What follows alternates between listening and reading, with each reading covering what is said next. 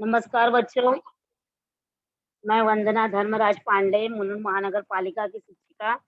और आज हम पढ़ेंगे कक्षा 9वीं गणित भाग 1 चैप्टर नंबर 4। क्या पढ़ेंगे? चैप्टर नंबर 4 अनुपात और समानुपात।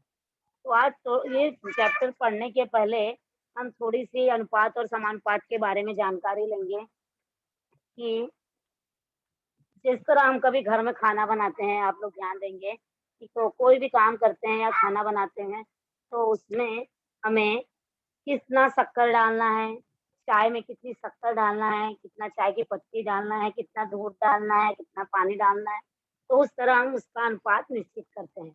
आप देखते होंगे टीवी पे खाना जो रेसिपी बनाते हैं तो बोलते हैं 1/3, वहाँ इतना स्पून इतना स्पून हल्दी डालिए, इतना शक्कर डालिए, इतना ही जो भी आपको सामग्री लगती है तो सबका अनुपात निश्चित हो जाता है। अगर थोड़ा-सा भी अनुपात इधर-उधर हुआ तो हमारा खाना टेस्टलेस हो जाता है। तो आप लोग को अनुपात और समानुपात का थोड़ा-सा अर्थ आज आपको समझ में आया होगा। चलिए हम लोग प्रश्न संग्रह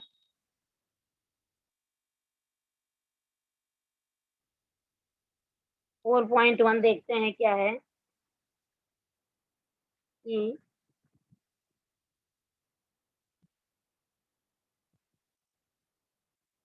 सर स्क्रीन दिख रहा है ना? चलिए चैप्टर नंबर 4 अनुपात और समानुपात। प्रश्न संग्रह 4.1। बहुत ही अच्छा ये चैप्टर है, बहुत ही ईज़ी है। कुछ कठिनाई नहीं, सिर्फ आपको अच्छे से जोड़, घटाना, गुणा, भाग आना चाहिए, ठीक है? चलिए क्वेश्चन नंबर 1 क्या है देखिए। निम्नलिखित उप प्रश्नों में पहली संख्या का दूसरी संख्या से अनुपात अति संक्षिप्त रूप में लिखिए। तो आप पहले क्वेश्चन बराबर पढ़ना एग्जाम में। तो यहाँ पर क्या लिखा कि पहली संख्या का दूसरी संख्या से अनुपात हमें अति संक्षिप्त रूप का अर्थ होता है कि जितना हो सके छोटे से छोटा, ठीक है? तो यहाँ पर कभी-कभी क्वेश्चन ऐसा भी आता है कि दूसरी राशि का पहली राशि से अनुपात ज्ञात कीजिए। तो आप लोग क्वेश्चन जरा ठीक से पढ़ेंगे और उसके बाद ही इस प्रश्न को हल करना चालू करेंगे। तो यहाँ पर देखिए पहला क्वेश्चन है 72 और 60। तो हम पहले 72 और 60 हम लिखेंगे। पहले क्या लिखेंगे? पहली संख्या बराबर 72, दूसरी संख्या बराबर 60। अब यहाँ पर क्वेश्चन में पहली राशि संख्या का दूसरी संख्या से अनुपात ज्ञात करना है हमें। तो क्या लिखेंगे? 72/60। तो आप देख सकते हैं 12 से दोनों संख्याएं कटती, 12 से 72, 12 × 60। तो पहली संख्या अनुपाते दूसरी संख्या क्या आया यहाँ पर? 6:5, ठीक है? चलिए आगे देखते हैं दूसरा 38 और 57। हम क्या लिखेंगे? पहले 38 हमारी पहली संख्या है और दूसरी संख्या हमारी क्या है? 57। तो पहली संख्या का दूसरी संख्या से अनुपात, यहाँ पर क्या आएगा? पहली संख्या का दूसरी संख्या से अनुपात। पहली संख्या क्या है? 38, दूसरी संख्या है 57। तो यहाँ पर 2/3, 19 के पहाड़ में दोनों आता है। 19 दूनी 38, 19 त्रिका 57। तो पहली संख्या का अनुपात दूसरी संख्या बराबर 2:3। जो मैंने बॉक्स में लगभग ये आंसर लिखा है, ये आंसर एग्जाम में लिखना बहुत ही जरूरी है ताकि हमको मालूम पड़े कि फाइनल आंसर निकल गया है। तो इसलिए मैंने इसको बॉक्स में बनाया ताकि आप लोगों को अच्छे से समझे। चलिए क्वेश्चन नंबर 2। क्वेश्चन नंबर 2 है निम्नलिखित प्रश्नों में पहली राशि का दूसरी राशि से अनुपात अति संक्षिप्त रूप में लिखिए, ठीक है? तो यहाँ पर पहली राशि और दूसरी राशि का अनुपात निकालना है। तो देखिए पहला क्या है? 700 रुपए और 308 रुपए। तो यहाँ पर देखिए पहली राशि क्या है? 700 रुपए, दूसरी राशि क्या है? 308 रुपए, बराबर है? तो यहाँ पर पहली राशि का दूसरी राशि से अनुपात बराबर पहली राशि बटे दूसरी राशि। तो पहली राशि क्या है यहाँ पर? 700 बटे 3, दूसरी राशि क्या है हमारी? 308। तो 700 बटे 308 को हमने कट करके कितना आंसर आया यहाँ पर? 25/11। कट करते टाइम ध्यान दीजिए कि अंश और हर एक ही संख्या से कटना चाहिए, ठीक है? यहाँ पर मैंने किससे काटा? यहाँ पर 7 से पहले काटा। 7 यहाँ पर किससे काटा हम लोगों ने? 700 बटे 308 को कट करके हमने क्या किया? 25/11। तो यहाँ पर 25/11 हमारा आंसर है। जितना हो सके उतना हमको अति संक्षिप्त रूप देना है। चलिए अब यहाँ पर दूसरा देखिए, 14 रुपए और 12 रुपए 40 पैसे। आप पहले प्रश्न में देखिए कि 700 रुपए और 308 रुपए दोनों का इकाई एक था, दोनों में रुपए रुपए हैं। लेकिन जो दूसरा प्रश्न है इसमें 14 रुपए और 12 रुपए 40 पैसे है। तो या तो हम पूरे रुपए को पैसे में कन्वर्ट करेंगे या तो पूरे पैसे को रुपए में कन्वर्ट करेंगे। तो आप लोग जानते होंगे पहली राशि कितनी है यहाँ पर 14 और 1 रुपए में कितना पैसा होता है 100। तो इसलिए 14 गुणे 100, ठीक है। 14 गुणे 100, 14 गुणे 100 किया हमने तो कितना आया यहाँ पर 1400 पैसे। हमें इस इकाई जब तक समान नहीं होगी तब तक हम अनुपात नहीं निकाल सकते हैं, ये आप ध्यान में रखिए, ठीक है। यहाँ पर इकाई समान करने के लिए हमें रुपए को पैसे में कन्वर्ट करना पड़ेगा। तो इस तरह 14 रुपए कितना बन गया 1400 पैसे। दूसरी राशि हमारी क्या है 12 रुपए 40 पैसे। तो 12 रुपए में 1 रुपए में कितना होता है 100 पैसा। तो 12 रुपए में क्या होगा 12 गुणे 100 धन 40 पैसे। तो 12 गुणे 100 कितना हो गया 1200 धन 40 बराबर 1240। तो इस तरह 12 रुपया 40 पैसा कितना पैसा बन गया 1240। तो हमने दोनों इकाइयों को पैसे में कन्वर्ट कर लिया।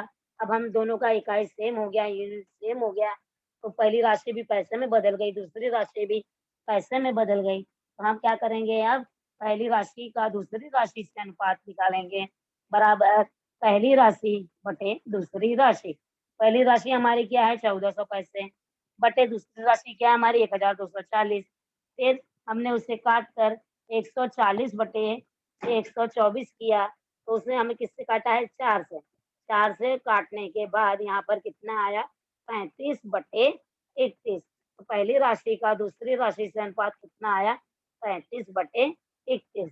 आपको ध्यान रखना है अगर इकाई समान है तो हम सीधा-सीधा अनुपात निकाल सकते हैं, लेकिन अगर इकाई समान नहीं है तो सर्वप्रथम हमें इकाई समान करनी पड़ेगी, उसके बाद ही हम अनुपात निकाल सकते हैं।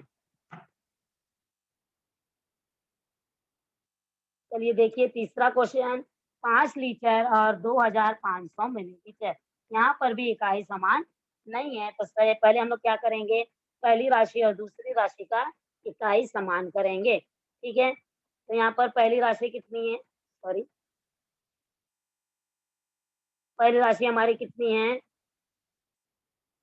5 लीटर। तो आप जानते होंगे कि 1 लीटर में 1000 मिलीलीटर होता है। तो 5 लीटर में कितना मिलीलीटर होगा 5 गुणे 1000 यानी कि 5 गुणे 1000। 5 गुणे 1000 कितना हो गया 5000 मिलीलीटर। पहली राशि हमारी 5 लीटर से 5000 मिलीलीटर में कन्वर्ट हो गई, बदल गई। दूसरी राशि हमारी क्या है 2500 लीटर, ठीक है।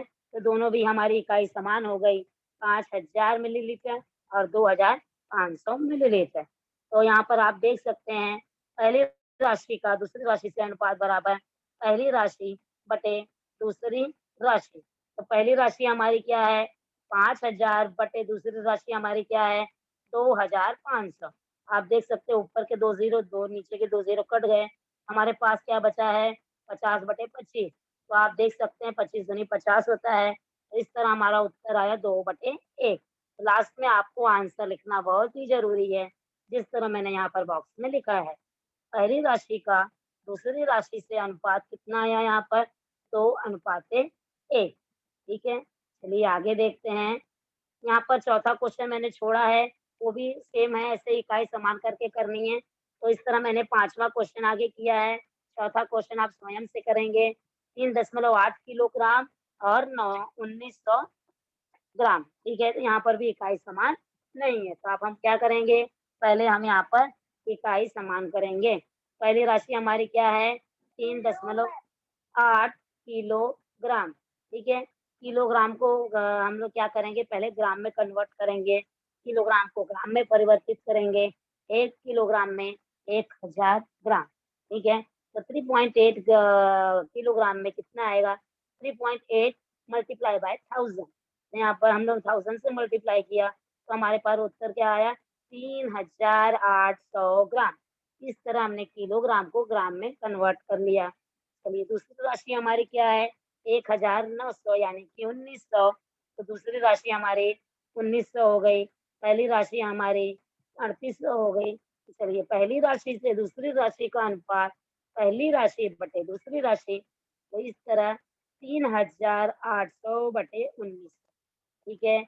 अब यहाँ पर आप देख सकते हैं कि ऊपर के 2 ज़ीरो, नीचे के 2 ज़ीरो हम काट दिए, तो हमारे पास क्या बचा, 20/10 यानी 19 दूनी 38, 19 एकम 19। पहली राशि का दूसरी राशि से अनुपात कितना आया, 2:1। ठीक है। तो आप पहले ध्यान दीजिए कि क्या इकाई समान है। अगर इकाई समान है तो ठीक है, नहीं इकाई समान है तो सर्वप्रथम इकाई आपको समान करनी होगी। चलिए हम क्वेश्चन नंबर 3 की तरफ बढ़ते हैं। निम्नलिखित प्रतिशतों को अति संक्षिप्त अनुपात में लिखिए। यहाँ पर भी वही हमें करना है। हम प्रतिशत किसी कहते हैं, किससे हम प्रतिशत कहते हैं कि अगर अनुपात में जो हर होता है वहां पर 100 लिखा है तो वो प्रतिशत है। जैसे 7/100, 9/100, 3/100, 4/100, तो ये सब क्या है, 7%, 9% और 3%। प्रतिशत, प्रति मतलब एक, शत मतलब 100, 1 100 यानी कि 100। जिस अनुपात में हर 100 होता है उसे हम क्या कहते हैं, प्रतिशत। चलिए 75 अनुपाते 100, 75/100। इसको हम लोग क्या करेंगे, 75 आप 25 से काट सकते हैं, 25 या 75, 25 चौका 100। 30% का रूपांतरण कितना हो गया, 3:4। तो इस तरह हमने 75/100 का अति संक्षिप्त रूप मैंने अभी आपको बताया, जितना हम लोग आंसर को छोटा से छोटा कर सकते हैं उतना, 3:4। 44/100। तो यहाँ पर आप देख सकते हैं 44/100। तो हम लोग ने किससे काटा, यहाँ पर 4 से, 4 एकम 4, 4 एकम 4, नीचे 100 को 4 से काटा तो 4 दूनी 8, 2 बचा, 4 बचे 20, तो 11/25। इस तरह 44/100 का अति संक्षिप्त रूप कितना आ गया, 11/25। ठीक है। अब यहाँ पर देखिए 6.25%। तो यहाँ पर 6.25% दिया, तो हम लोग उसको क्या करेंगे, पहले हर में 100 लिखेंगे। हमने लिखा बराबर 6.25/100। अब हम लोग ने क्या करना है, यहाँ पर 6.25 में से दशमलव निकालना है। तो दशमलव कितने अंक के बाद है, 2 अंक के बाद। हम लोग कितने का गुणा करेंगे, 100 का। अगर दशमलव 1 अंक के बाद होता है तो हम लोग 10 का गुणा करते हैं। दशमलव 2 अंक के बाद होता है तो हम लोग 100 का गुणा करते हैं। दशमलव 3 अंक के बाद होता है तो हम लोग 1000 का गुणा करते हैं। ठीक है, क्या क्यों करते हैं, दशमलव को हटाने के लिए। यहाँ पर 6.25 को हम लोग दशमलव हटाएंगे तो हम लोग कितना गुणा करना पड़ेगा, 100 का। तो क्या सिर्फ 6.25 में ही 100 का गुणा करेंगे, नहीं, तो हमारा भिन्न चेंज हो जाएगा। इसलिए हमें हर में भी 100 का गुणा करना पड़ेगा। तो ऊपर नीचे अंश और हर में दोनों में हम लोगों ने क्या किया, 100 का गुणा कर दिया। तो 6.25 गुणे 100 बटे 100 गुणे 100। तो 6.25 में 100 का गुणा हुआ तो 625 हो गया, और 100 गुणे 100 किया तो यहाँ पर हम लोग को कितना हो गया, 10,000, यानी 1 के आगे 4 शून्य। यहाँ पर आप देख सकते हैं 625 बटे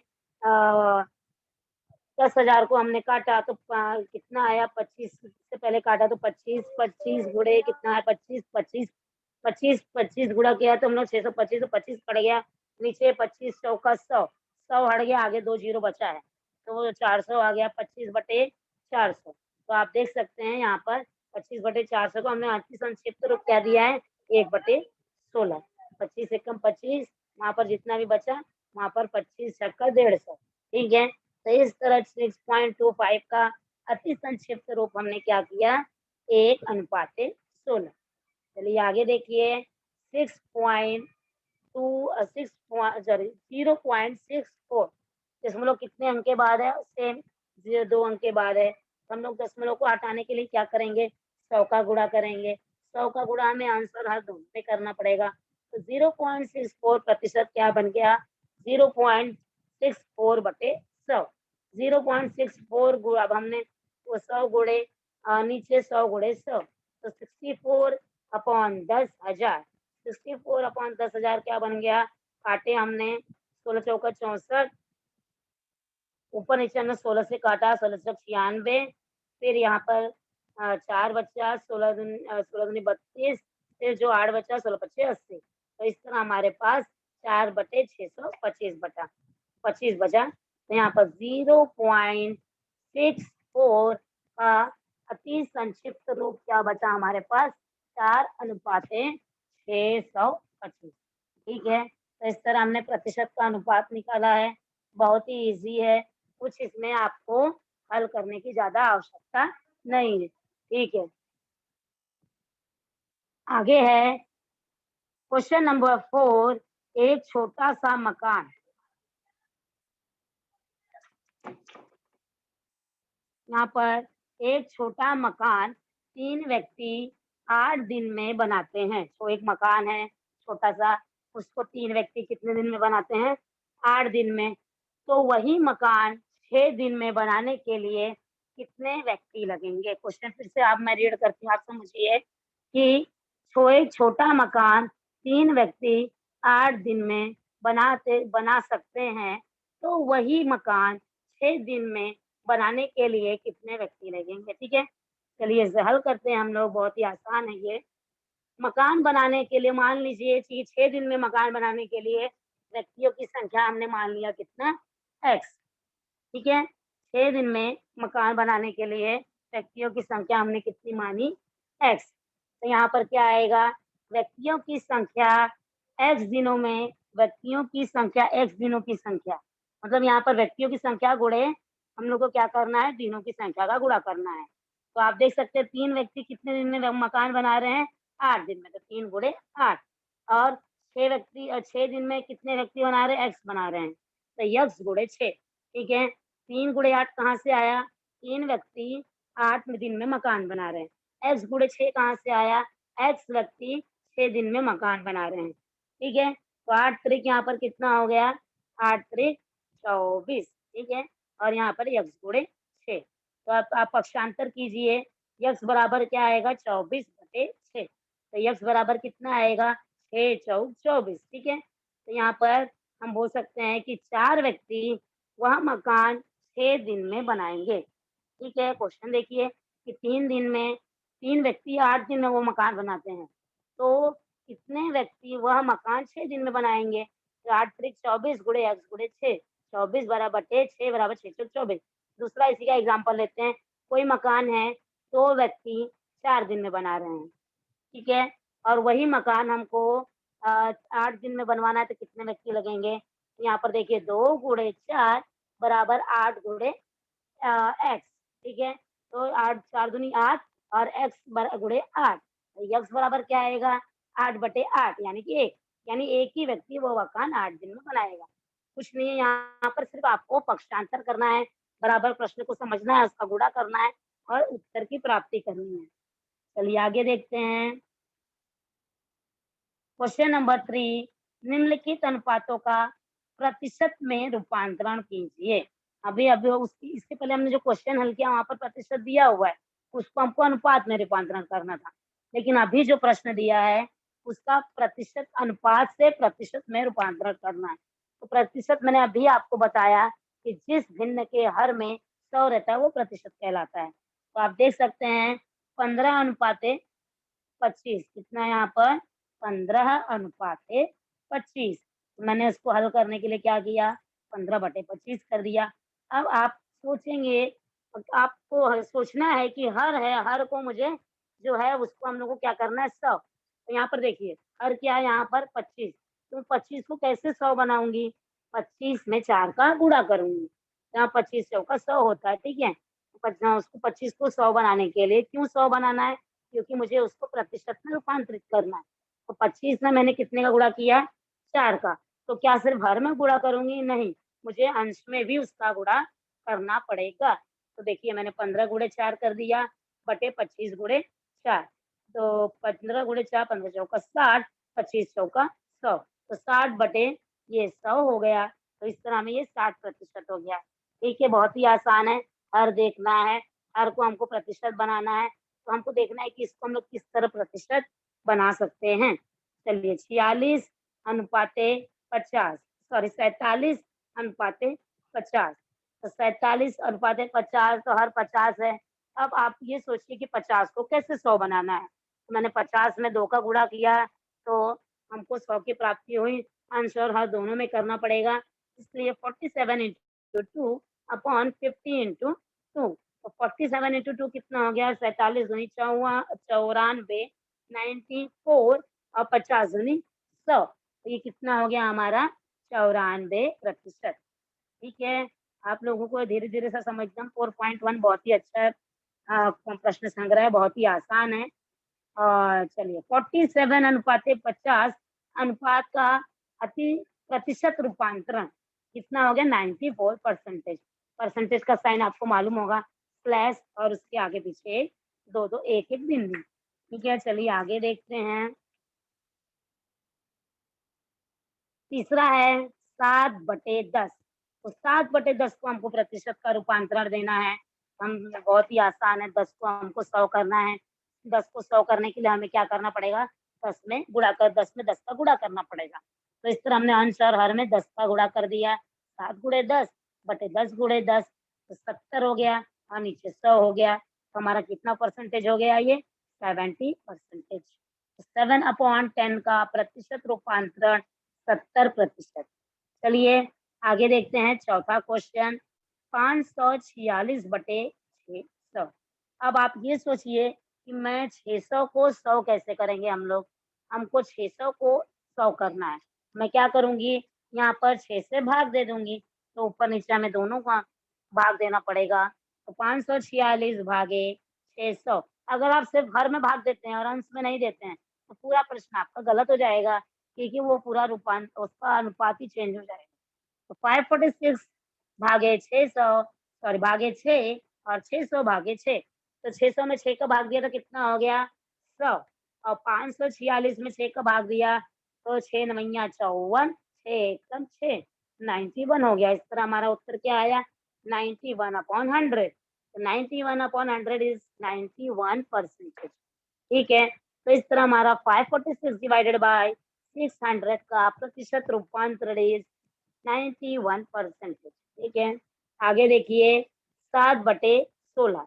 तो अब यहाँ पर अब हम लोग 16 में कौन सी ऐसी संख्या है जो हमको गुणा करने पर 100 मिले, भाग देने पर या गुणा करने पर 100 मिले। तो हम क्या करेंगे? इसको 16 का 100 में गुणा करेंगे और 7 में भी 100 का गुणा करेंगे। अब आप 7 गुणे 100 कितना हो गया? 700। 16 को वैसे ही रहने दीजिए, 100 को अलग रखिए, क्योंकि हमको बटे में 100 चाहिए। ठीक है? तो 700 बटे 1600, 16 का भाग आप 700 में देंगे। देखिए भाग देकर तो हमें क्या मिलेगा? 43.75। 700 में 16 का भाग देना है, 100 को टच नहीं करना है, हर में 100 को वैसे ही रहने देना है। फिर यहाँ पर 700 में 16 का भाग दिए तो कितना हमें मिला? 43.75 बटे 100। तो 43.75 कितना हो गया यहाँ पर? 43.75%। ठीक है, तो इस तरह हमने अनुपात को क्या किया? रूपांतरित किया प्रतिशत में। अब एक हम लोग एग्जाम्पल लेते हैं। 4/20। ठीक है, तो हम लोग को 4/20 को हम लोग को प्रतिशत में करना है। तो मैं 20 में कितने का गुणा करूंगी कि 100 हो जाए? 20×5 = 100। ठीक है, 20×5 100 और ऊपर 4 में भी 5 का गुणा करूंगी। 4 गुणे 5 कितना हो गया? 20। 20/100 यानी कि 20%। ठीक है, तो इस तरह हमें अनुपात को प्रतिशत में रूपांतरित करना है। ठीक है, चलिए आगे चलते हैं।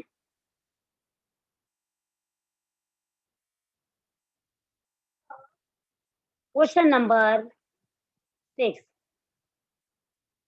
आभा और उसकी माता की वर्तमान आयु का अनुपात 2:5 है। आभा के जन्म के समय आभा जब पैदा हुई थी, यानी जब उसकी एज 0 थी, तब उसकी मम्मी की आयु कितनी थी? 27 वर्ष। तो और उसकी माता की आभा और उसकी माता की वर्तमान आयु ज्ञात कीजिए। ठीक है, चलिए हम लोग इसे हल करते हैं।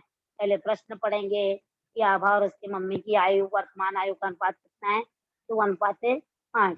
फिर जब आभा का जन्म हुआ तो उसकी मम्मी कितने साल की थी? 27 वर्ष की, यानी कि माता की आयु कितनी थी? 27 वर्ष। तो हमें उन दोनों की वर्तमान आयु का पता करना है। ठीक है, तो आभा तथा उसकी माता की वर्तमान आयु कितनी है? 2:5। तो माना आभा की और तथा माना आभा और उसकी माता की आयु, वर्तमान आयु 2x और 5x आया। मतलब कि 2 किसकी है? 2x कितनी? 2:5 को 2 उसमें से 2x कितना है? आभा की आयु, और 5x कितना है? माता की आयु। यानी कि आभा की वर्तमान आयु कितनी हो गई? 2x, और आभा के माता की आयु कितनी हो गई?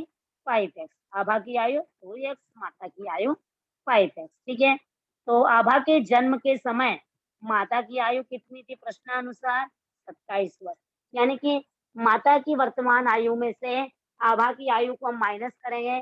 जैसे माता अगर 40 साल की है, मम्मी अगर समझ लो 20 साल की है, तो बेटी अगर जितने साल की होगी, उसकी उम्र उसमें से माइनस कर दोगी, तो वो उसके मम्मी की आयु उसके जन्म के समय, तो जैसे आप 15 साल के हैं और आपकी मम्मी जो भी हो 40 इयर्स की, तो आपके जन्म के समय आपकी मम्मी की आयु हमको पता करनी है।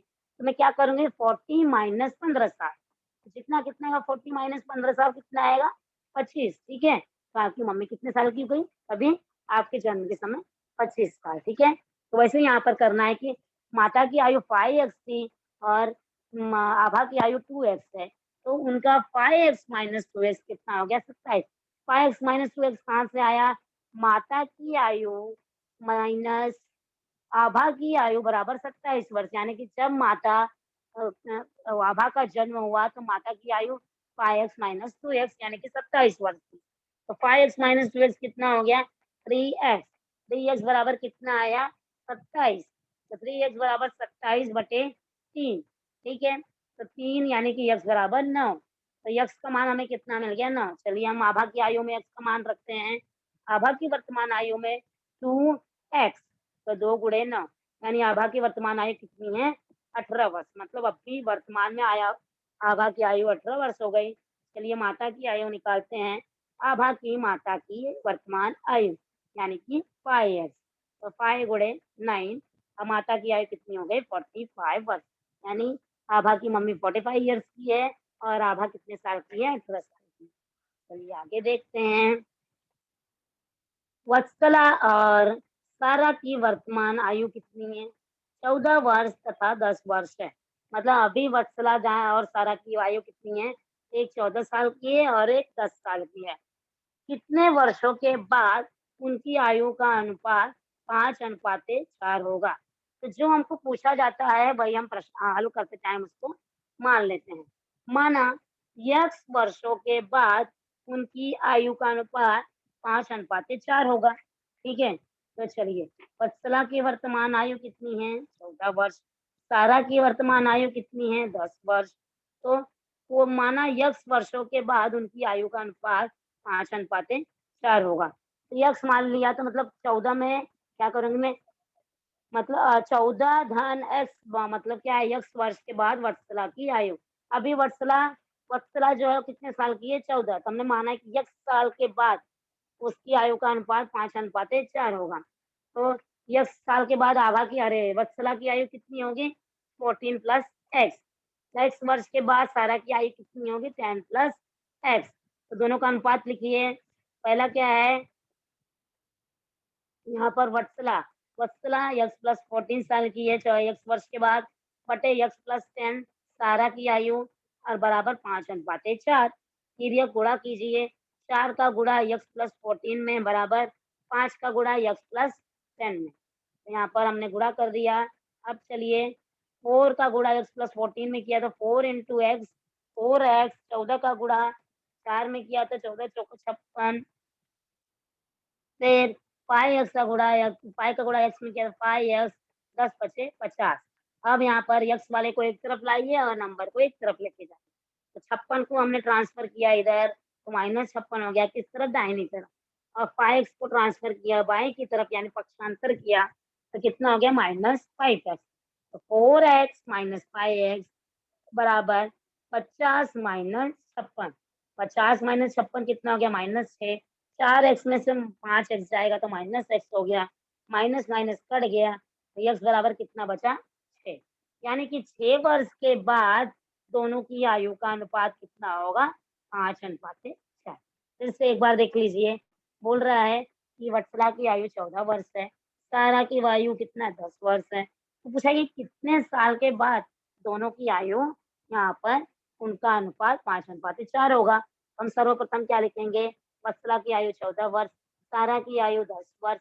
तो हमने माना कि यक्स वर्ष के बाद यानी कि x plus 14 and x plus 10 के बाद उनकी आयु का अनुपात 5:4 होगा। ठीक है, तो यहाँ पर हो गया। तो यहाँ पर दोनों को अनुपात लिख दिया, x plus 14 upon x plus 10 बराबर 5/4। ये गुणा किया, 4x प्लस 50x मिला, 4x प्लस 56 मिला, 5x प्लस 50 मिला। पक्षांतर करके हमें उत्तर कितना मिला? 6, यानी कि 6 वर्षों के बाद दोनों की आयु का अनुपात 5:4 होगा। ठीक है,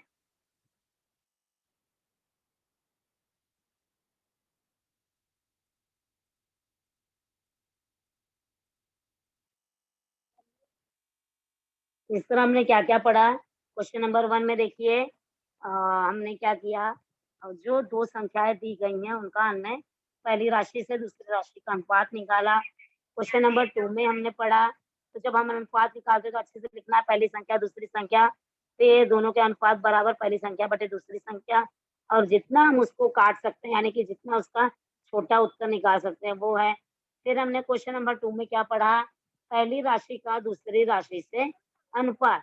तो यहाँ पर 700 रुपये और 200 पैसे 200 रुपये थे, तो यहाँ पर इकाई समान थी, तो इसलिए हमने सीधा सीधा यहाँ पर अनुपात निकाल लिया पहली राशि से दूसरी राशि का। फिर दूसरे क्वेश्चन में 14 रुपये और 12 रुपये 40 पैसे थे, तो हमने रुपए को कन्वर्ट किया पैसे में। तो 14 रुपया कितना हो गया? 1400 पैसे, 12 रुपये 40 पैसे 12 1240 पैसे हो गया। तो उस तरह हमने दोनों का पहली राशि से दूसरी राशि का अनुपात निकाला। इस तरह हमें उत्तर की प्राप्ति हो गई। 5 लीटर और 2500 मिलीलीटर। तो यहाँ पर 1 लीटर 1 मिलीलीटर है, तो इसे सीधे सीधे हम अनुपात नहीं निकाल सकते। पहले हम लोग को इसकी इकाई समान करनी पड़ेगी। तो लीटर को हमने मिलीलीटर में कन्वर्ट किया, फिर पहली राशि से दूसरी राशि का अनुपात ज्ञात किया। Same thing here, question number 5, 3.8 kilogram और 1900 ग्राम। 3.8 किलोग्राम को हमने ग्राम में कन्वर्ट किया। 3.8 किलोग्राम ग्राम में कन्वर्ट होके कितना आया? 3800 ग्राम। और 1900 ग्राम 1900 ग्राम। तो हम लोग को दोनों को पहली राशि से दूसरी राशि का अनुपात ज्ञात किया, तो इस तरह हमें आगे उत्तर मिला। क्वेश्चन नंबर 3 में हमने क्या किया? प्रतिशत को अनुपात में चेंज किया। ठीक है, 75/100 3/4 है। और इस तरह लास्ट वाला जो देखिए 0.64% को हमने क्या किया? प्रतिशत में रूपांतरित किया, तो 4:625 हो गया। क्वेश्चन नंबर 4 में हमने मकान का क्वेश्चन देखा कि 3 व्यक्ति 8 दिन में मकान बनाते हैं, तो 6 व्यक्ति कितने दिन में बनाएंगे? तो मान लेते हैं हम लोग दिनों व्यक्तियों की संख्या यक्स है, तो यहाँ पर 3 गुणे 8 बराबर यक्स गुणे 6। तो यहाँ पर कितने व्यक्ति हमें प्राप्त हुए? 4 व्यक्ति। फिर हमने क्वेश्चन नंबर 5 में क्या देखा कि प्रतिशत में रूपांतरित अनुपात दिया है, उसको प्रतिशत में रूपांतरित करना है। तो हम लोग को जो हर है उसको 100 बनाना पड़ता है ताकि उसका प्रतिशत हम बना सकें। तो 15/25 देखें आप 60% बन गया, और 47/50 हमारा कितना प्रतिशत बन गया? 94% हो गया। 7/10 हमारा कितना हो गया? 70% हो गया। 546/600 हमारा 91% हो गया। और 7/16 हमारा 43.75% हो गया। फिर हमने क्वेश्चन नंबर 6 में क्या देखा कि आभा और उसकी वर्तमान आयु, उसकी माता की वर्तमान आयु 2:5 है। तो जब उसके जन्म के समय उसकी माता की आयु 27 थी, तो हमें वर्तमान आयु दोनों की ज्ञात करनी है। तो इस तरह हमने 5x-2x बराबर 27 लिखा। पहले इसकी आभा की आयु 2x लिखा, माता की आयु 5x लिखा। प्रश्न में बोल रहा है कि इसके जन्म के समय उसकी माता की आयु 27 वर्ष थी। तो 5x minus 27, 5x minus 2x, तो कितना हो गया यहाँ पर? 3x। x कितना आया? 9। तो आभा की आयु 18 वर्ष, माता की आयु 35 वर्ष। फिर हमने क्या देखा यहाँ पर? वत्सला और तारा की वर्तमान आयु 14 वर्ष और 10 वर्ष है। ठीक है, कितने वर्षों के बाद उनकी आयु का अनुपात कितना होगा? 5:4। तो इस प्रकार हमने लिखा वत्सला की आयु 14 वर्ष, तारा की आयु 10 ईयर्स, मान लिया कि x वर्षों के बाद उनकी आयु जो है वो उनका अनुपात 5:4 है। ठीक है, तो अब यहाँ पर x+14 और x+10 क्या है कि x वर्षों के बाद उस वत्सला की आयु और x+10 क्या है, x वर्षों के बाद सारा की आयु, दोनों की आयु का अनुपात कितना 5/4। यहाँ पर हमने पीरियड गुणा किया और x का मान प्राप्त किया 6 वर्ष, तो 6 वर्ष के बाद उन दोनों की आयु का अनुपात 5:4 होगा। क्वेश्चन नंबर 8 सेम ऐसे ही करना है, उसको भी आप लोग ऐसे ही सॉल्व कीजिए। इस तरह 4.1 के हमने सारे क्वेश्चन सॉल्व कर लिए हैं और सॉल्व करने के बाद बहुत ही इजी है, कुछ इसमें आपको कठिनाई मुझे नहीं लगता आने वाली है। एक क्वेश्चन मैंने छोड़ा है, क्वेश्चन नंबर 8, तो वो question number 8 same question number 7 के ही जैसे करना है। चलिए, अभी आप लोगों को कुछ डाउट है तो पूछिए।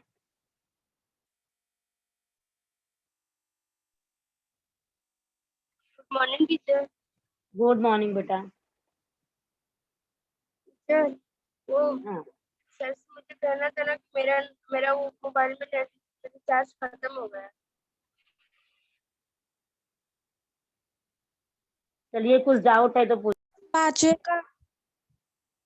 का पहला बताइए ना। 5वें का पहला, ओके।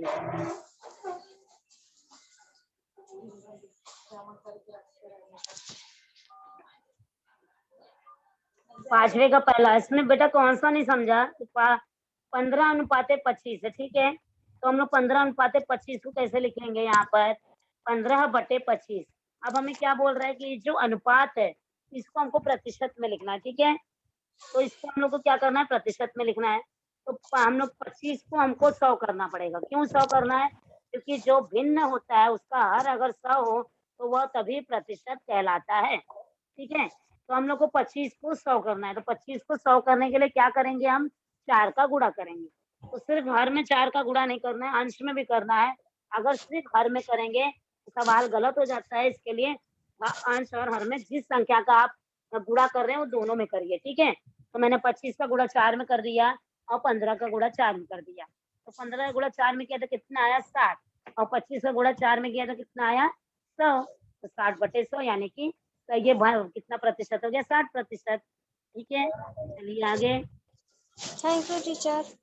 ओके बेटा।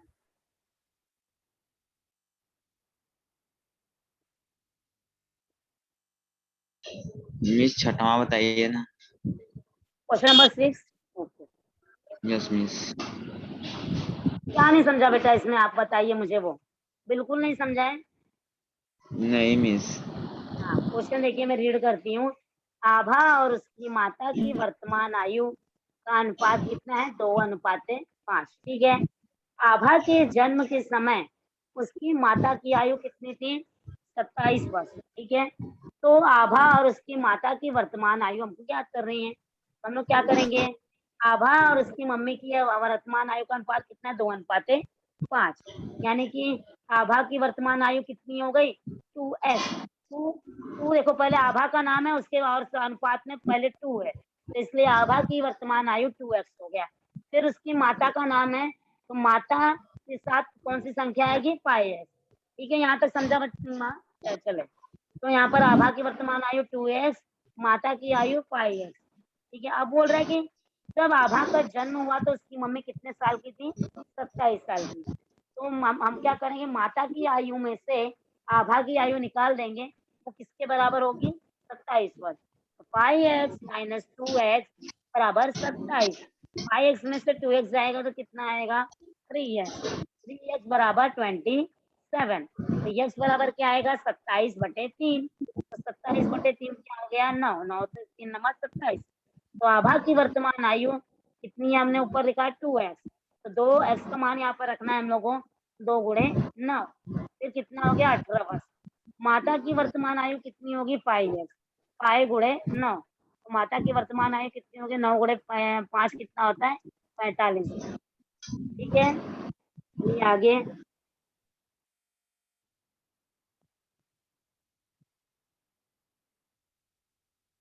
आगे किसी और को कुछ पूछना है इसमें? हेलो।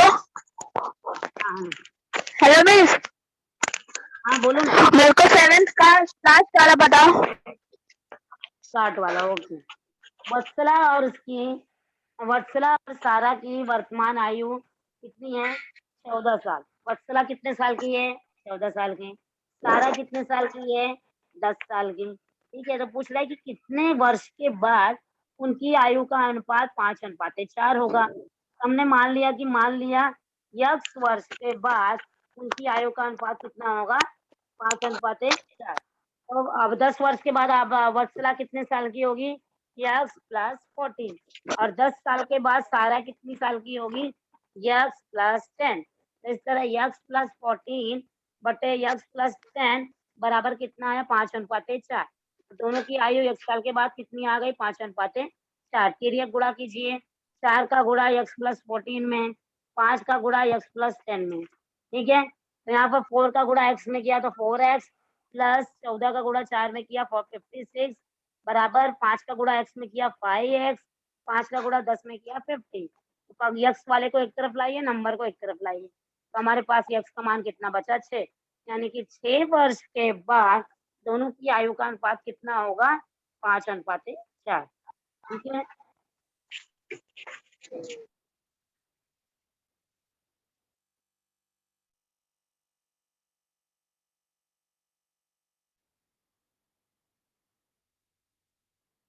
और किसी को कुछ पूछना है?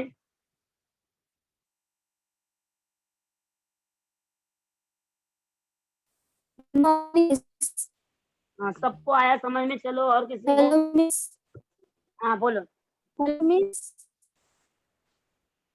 बोलो, वो सुनाई दे रहा बेटा आवाज।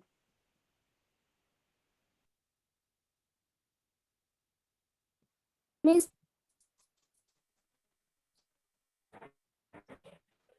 मिस कौन सा क्वेश्चन?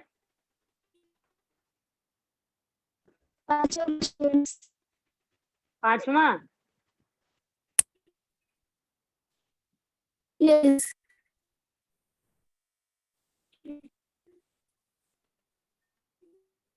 5वां अब भी मैंने बताया बेटा। देखो ना, दूसरा क्वेश्चन 47/50। 47/50, 50 को मुझे 100 करना है। क्यों 100 करना है? क्योंकि क्वेश्चन में दिया गया है कि अनुपात को प्रतिशत रूप में रूपांतरित करो। तो मैंने 50 को 100 करने के लिए क्या किया? 2 से गुणा किया। तो ऊपर नीचे 2 से गुणा कर दिया। 47 गुणे 2, 50 गुणे 2।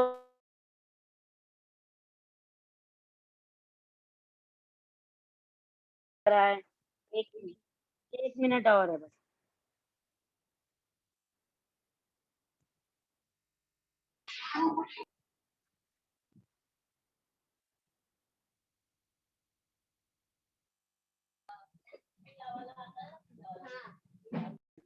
चलिए, हम लोग ने यहाँ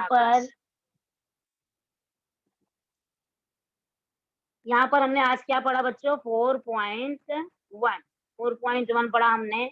तो आगे के पीरियड में आप लोग ये पहले पढ़ के एक बार नोटबुक में लिख कर फिर हम लोग 4.2 पढ़ेंगे ताकि आपको समझ में आए। ठीक है, तो इस तरह कुछ आप मेरे, जब मैं आपको ये पेज दिखाती तब आप लिखते जाएंगे मेरे साथ साथ, तो और ही अच्छा रहता है पेज। और आगे के क्वेश्चन सॉल्व करने के लिए किस तरह अनुपात को प्रतिशत में बदलना है, प्रतिशत को अनुपात में बदलना है, तो हम लोगों को ये सब ध्यान में रख के 4.2 होगा। चलिए आगे हम लोग 4.2 के साथ मिलेंगे। नमस्कार।